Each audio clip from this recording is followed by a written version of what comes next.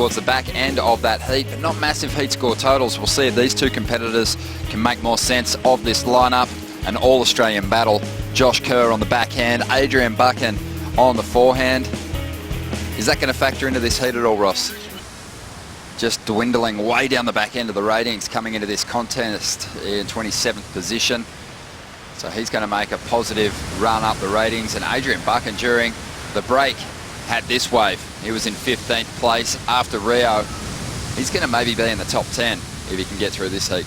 Yeah, Ace just fighting through, getting some solid results, and I'm loving again, how far back he came from that barrel. So he's continuing to be aggressive with his choices of where he's taking off, and that's been what's really been helping the surfers today. If you can get back behind it before you even stand up.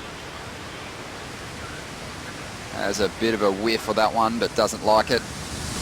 Buckan, he'll jump on it though, but he just gets slapped by the lip and won't come through that one. Yeah, that wave not cooperating for Ace. You saw that thing kind of almondy shaped. Didn't have that nice opening for him to get his groove on. Buckan keeping busy. This is ride number 4. Fading straight away. Setting up this line. Clean barrel.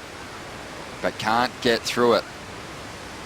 Not sure what went wrong there. It looked like a pretty makeable tube.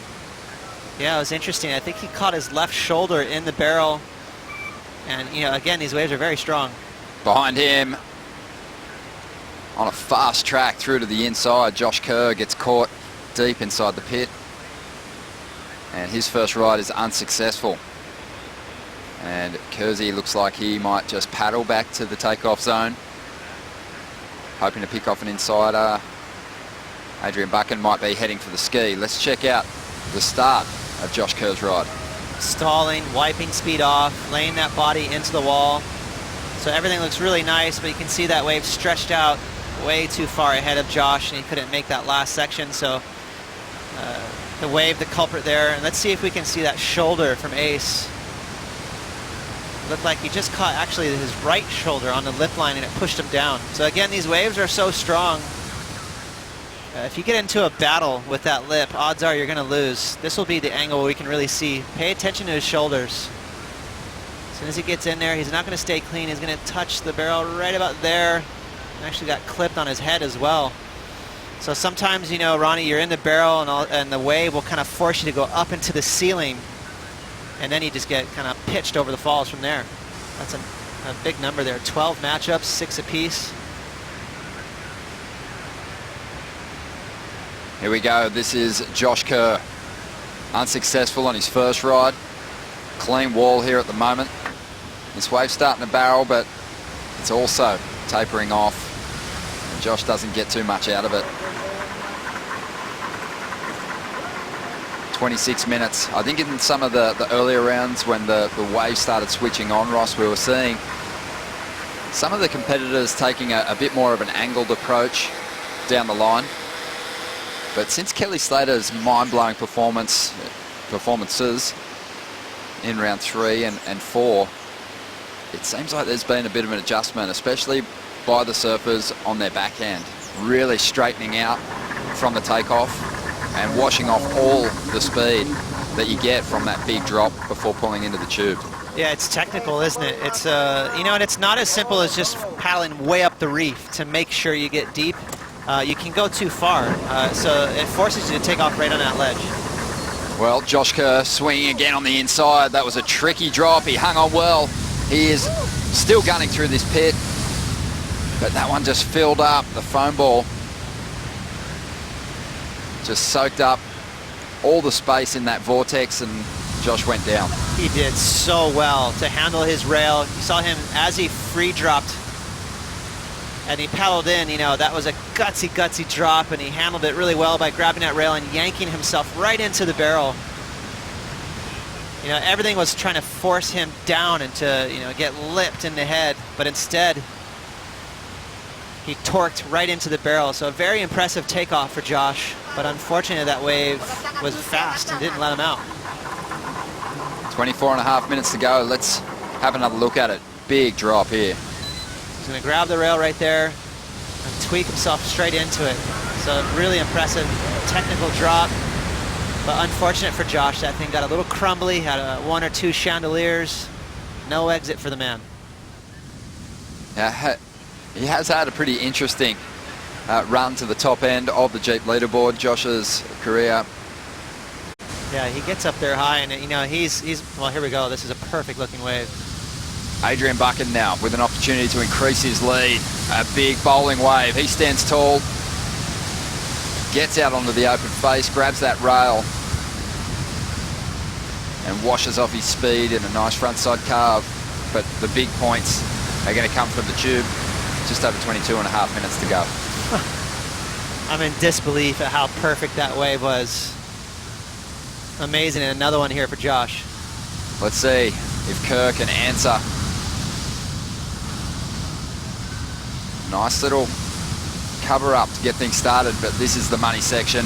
Really starting to reel through the inside. Unfortunately for Josh, just a bit of a lump through the face of that wave. Stop the barreling wave. It really did fill up a little bit towards the end. Yeah, so pretty big advantage here for Ace Buckan. He's going to have 2 solid scores. He's already got the 6, which is just okay. This is going to be much better, I'm thinking. And I can't wait to pull up this replay. When we have a look from the channel looking in, you're going to see how wide open that thing was. From the front on view, you can appreciate how deep he is. Oh, everything disappearing there right when he pulled in. Would have loved to have that thing extend out in front of him for more time inside the barrel, but it was all about the first 2 seconds of this barrel. Right when he stood up in the barrel, when he dropped in, that thing was square. So again, the judges love it when you take off on those hefty waves. Much more exciting, more commitment, dangerous. Right there, that drop late, standing tall and proud in that barrel. That's as good as surfing gets right there. How's that moment, that photo moment towards the end of that ride? With Adrian Buckan standing tall on the exit, waiting on the numbers to come through, and expecting that Josh Kerr is going to be chasing a 2-wave total heading into the back half of this heat. 21 minutes remaining. There's the number for Buckan, 7.5. So you can see there, even though visually it was such a stunning ride. All right, we'll save some energy for the quarterfinals. Can't wait for that matchup. Thank you, Rosie. As we cut back to what's happening in the lineup, Adrian Buckan starting to really build some momentum out here at the moment. Keeping busy, has already had 7 rides. Yeah, you know, it's just frustrating when you see so many barrels and you can make it good. You know, I'm just like, I just want to go home and regroup and just thinking about J-Bay. But you know, like, it's like we're traveling so long during the year and we don't have that much opportunity to surf like pumping waves and, you know, to get that like clean barrels and stuff. And you know, today was a really good day, and I hope the best for the other appointment. Yeah. Well, thank you for your time, Michelle. We can't wait to see what you do in J-Bay. Thank you. Thank you, Rosie. Michel Perez kicking himself that he wasn't able to pull into a couple of barrels like this and find the exit. Adrian Buckan on a runner at the moment, but he rides a little high. We've seen him do that once already in this heat. He was probably on his way to improving his situation there, Ross. He needed to better a 6.17. There's a good chance we could be seeing the current ratings leader up against the new number 2 at the moment in the same heat as we watch the replay of Buckan's ride. What went wrong here? Oh wow, yeah, it's a amazing wave there, and you know, a nice barrel to start with, and as that wave clamped shut, you know, here we go, live action. Josh Kerr now, he is deep. He has a good line here, but can't punch his way through the foam ball, and he's going to go down, so he'll still be looking for a 9.34. Underwater there, Ross. Cloud break. It'll definitely test your lung capacity.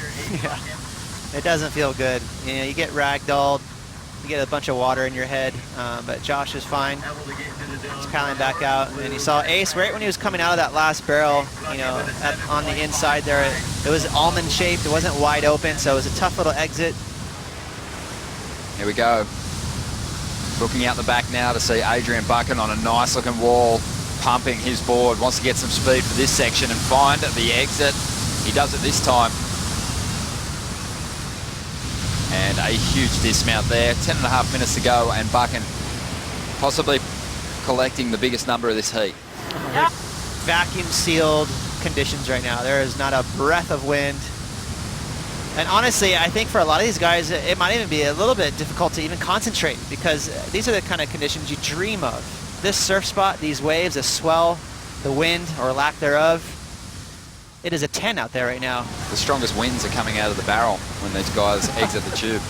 Absolutely. I love how that wave extended down the line, so it kind of allowed Ace to step on the gas here. So, you know, it can be frustrating to try and, you know, you're constantly trying to wipe speed off to stay back in it, but for this one, it's the opposite. Look at Josh Kerr just trying to block this wave out.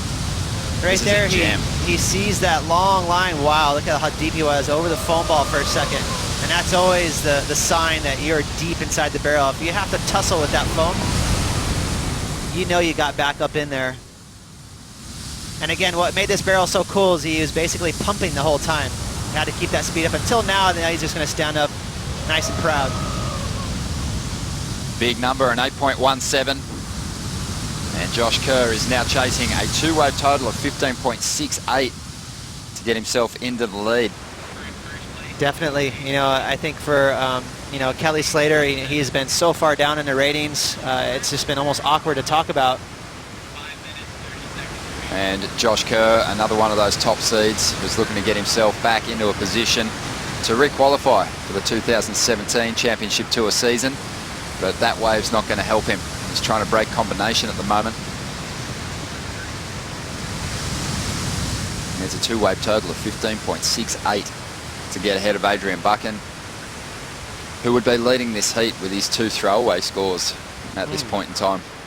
Well, it's interesting to talk about, you know, Josh Kerr and his position in the ratings right now. It's going to start to feel a little bit awkward for him. It's sketchy. You know, he needs to get the ball rolling. Here goes Buchan again, just continues to carry rhythm with the ocean at the moment. That one won't go into his top two, but another solid vision. Looking out towards the channel, all those smiling faces, people with their arms up in the air. It's got to feel good as Kerr looks to break combination. Nice barrel here. Not a super big set, but one of those thicker insiders. Just over 4 minutes to go. Is that going to get him out of trouble? He needs a 5.68 to be chasing a perfect 10-point ride in the final stages. Well, you know, he finally found the recipe that he's been trying to link up with, and that's just simply get barreled. And he got a decent tube ride there. So it's going to get rid of the 4.3. This should break the combo. Let's just see how deep Josh gets. Nice technique there, sliding down, dropping in. Didn't bottom turn, just slid straight into the barrel. Always a good sign of getting back there. But you can see the wave a little bit almond-shaped. Didn't have a ton of that thick water that we're looking for on that shelf. That's going to keep the score in check. It should be mid-range. But he's definitely going to have a lot of fun enjoying that tube time. And looking out of that barrel, Ronnie, is second to none. Nice sweeping carve, too, from Josh. He's been very steezy this entire event. Kind of opening up the arms, looking like a little bit of MR-esque there. Mark Richards. On a perfect wave coming your way is paying off. The busy attitude from Adrian Buchan has him well out in front. Deep barrel here. Took on the foam ball, but came off second best there. Thought he had it for a second there. He was way deep, but he had a really big pump into it. Generated a ton of speed flying into it, but just was behind that foam ball. Couldn't break through. Adrian Buchan on his backup equipment because he bailed on a wave earlier on, and the power in the water out there, it just ripped the leg rope plug right out of the back of his board. So he's on a backup, and it looks like it's performing pretty well for him. Just on 35 seconds remaining here. And Josh Kerr still after an excellent score, a 9.34. See him paddling up the point, hoping this set gets to him in time. And this is when he's going to slowly start realizing that his event is over here, which has got a sting running because the waves are absolutely perfect. You never want to lose when the waves are this good. In addition to that, we know that there's going to be possibly some more swell in this lineup tomorrow, and Josh loves big waves. So he will be super frustrated there, despite the fact that's his best result all season. He throws a shucker down to Adrian Buckan and congratulates him. Ace, thrilled to be moving through to the quarters.